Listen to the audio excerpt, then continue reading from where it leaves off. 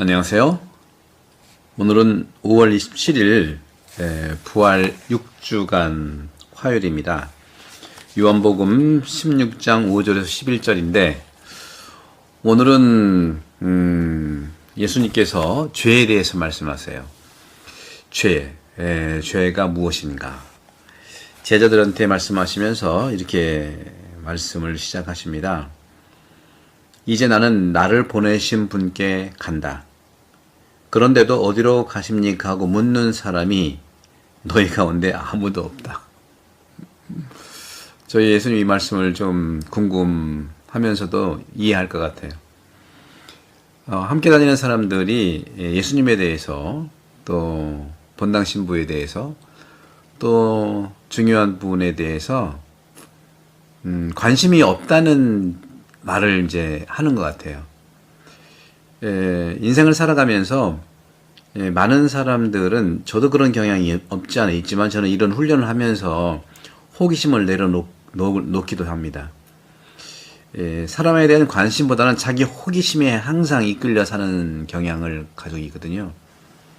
그러니까 자기가 궁금한 것을 호기심을 드러내고 접근하지 도대체 상대방에 대한 관심이 얼마나 있을까? 그래서 오늘 예수님이 이 말씀하신 것은 제자들도 함께 다녔는데도 예수님한테 관심이 별로 없는 거예요. 제자들은 자기가 궁금한 것, 자기 호기심에 이렇게 살아가는 존재죠. 하지만 부활하신 예수님을 만난 다음에는 이 제자들도 호기심은 완전히 내려놓고 그 상대방에 대한 관심으로 살아가는 거죠. 호기심은 자기 궁금증, 자기 중심이지만 관심은 상대방 중심이다. 그래서 서로 사랑하여라 하는 예수님의 이 말씀을 어떻게 이해할 수 있는가? 마찬가지입니다. 서로 사랑하라는 말은 내가 너를 사랑하니까 너 나를 사랑하라 1대1 빠다제가 아니에요. 이에는 이, 눈에는 눈 이런 것이 아니라는 거죠. 그럼 무엇일까요? 바로 서로 사랑하라는 것은 내가 상대방을 사랑한다는 것은 내가 상대방에게 필요한 존재, 필요한 사람이 되어준다고 하는 거죠. 상대방이 필요한 것을 내가 살아가는 사람으로 말씀하시는 거라고 볼 수 있어요. 그래서 그것은 관심이죠. 호기심이 아니고 관심이라는 것이죠. 그런 점에서 오히려 내가 이 말을 하였기 때문에 너희 마음에 근심이 가득 찼다. 그러니까 관심보다는 근심이 항상 많은 제자들이죠. 우리도 신앙생활 하면서 이웃에 대한 관심이 서로 사랑하라는 건데 관심보다는 자기 호기심 또는 자기 근심에 이렇게 많이 쌓여 살아가는 것을 느낄 수가 있는 거죠. 하지만 너희에게 진실을 말하는데 내가 떠나는 것이 너희에게 이롭다. 내가 떠나지 않으면 보호자께서 너희에게 오지 않으신다. 그러나 내가 가면 그분을 너희에게 보내겠다. 성령을 보내시는 거죠. 성령은 예수님처럼 늘 보이게 옆에서 함께 든든하게 있어서 예수님을 믿긴 믿지만 늘 근심과 호기심과 걱정, 두려움으로 일관됐기 때문에 예수님께서는 이제는 떠나시고 늘 숨겨진 사랑으로서 늘 제자들에게 보호해 주시고 용기 주시고 이해시켜 주시고 숨을 쉴 수 있도록 움직여 주시는 분이에요. 뒤에서 움직여 주시는 분이다. 그러니까 지난번에 말씀드린 것처럼 성령은요 저장할 어떤 그 물질이 아니죠. 성령 가득 이렇게 저장해 놓고 내가 이거 쓰고 싶을 때 쓰겠다 하는 것이 아니에요. 그냥 막 쓰는 거예요. 오늘 소비하는 거고요. 또 오늘 소비하고 내일은 또 내일 또 소비하고 숨을 우리가 한참 참았다가 쉬는 게 아니잖아요. 계속 숨을 쉴 때 우리가 살아나는 것처럼 성령도 계속 저장이 아니라 계속 빈도에 따라서 매일매일 내보내고 다시 새롭게 시작하고 그래서 오소서 성령님 하면 새로 나게 하소서가 그런 거 맨날 새로 나야 되는 거죠.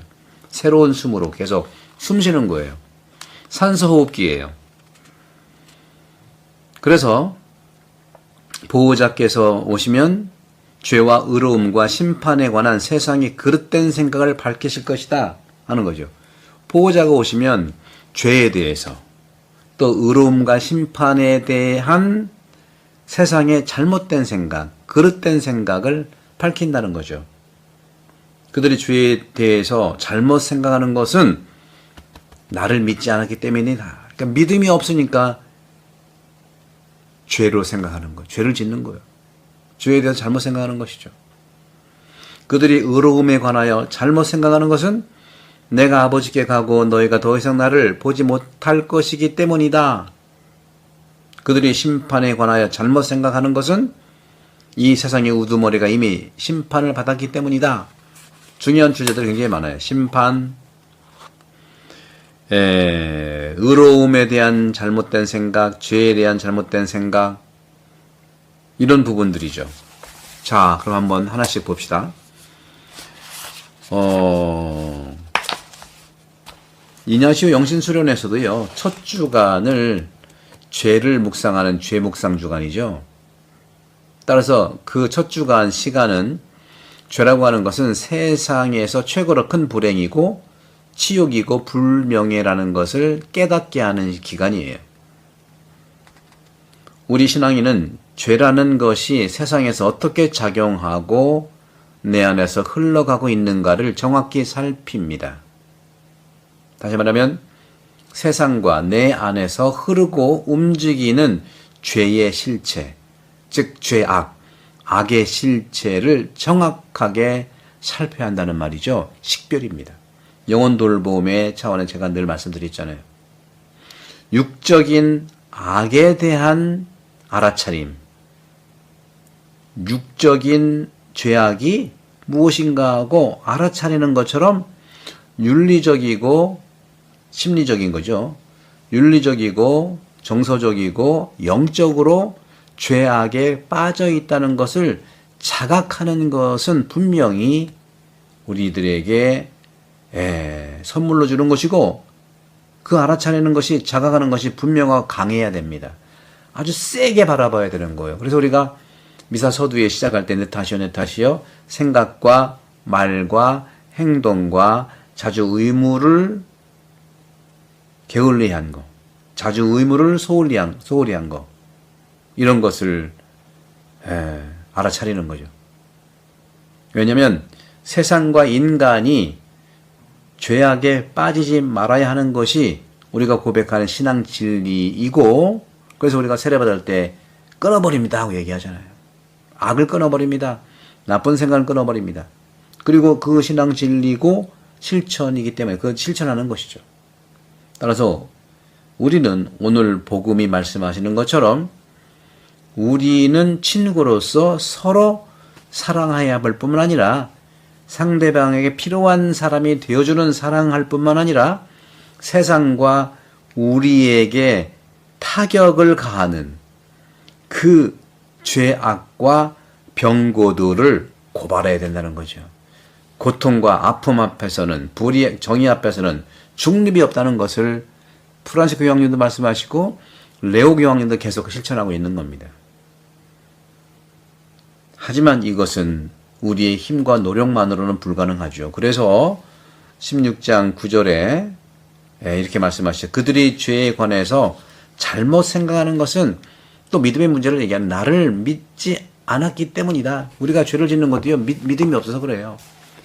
가족 간에, 친구 간에, 공동체 안에서 안 믿으니까 자꾸 틀린 얘기, 없는 얘기를, 가짜뉴스를 만들어내잖아요. 세상은 더욱 심하고요. 그런 점에서 죄라고 하는 이 말은 성경에서 다양한 색깔과 음영을 가지고 있어요. 예를 들어서 요한복음에서 죄는 단지 불의하고 죄 지은 행동만이 아니라 오히려 죄에 빠져 비난받기 쉬운 구조나 사고방식, 조건, 존재 양식을 말하고 있어요. 거짓말하고 없는 말 만들어내고 자기 두려움으로 그 상대방에게 덮어 씌우고 핑계대고 그런 것이죠.